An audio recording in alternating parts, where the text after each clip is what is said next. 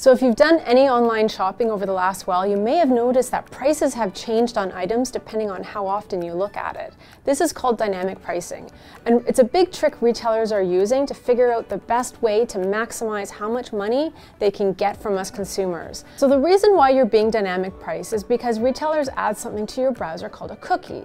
A cookie is a unique code that inserts into your browser and it tracks everything you've done online. So it looks at how many products you've looked at, whether you're a first-time shopper, or if you've looked at the same pair of shoes 4 or 5 times.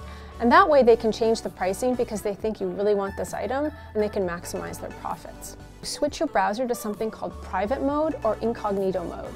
Private mode or incognito mode prevents the retailer from setting a cookie that saves to your computer.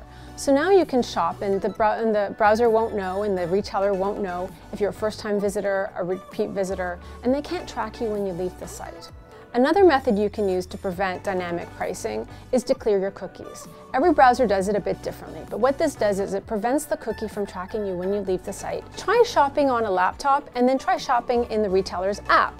You'll notice sometimes prices in the app are a little bit different than online, and that's because the retailer is probably, or possibly, giving a better deal to app users. Retailers might target you based on where you live in Canada, so they target our location to see if they think we're going to pay a higher price for the product.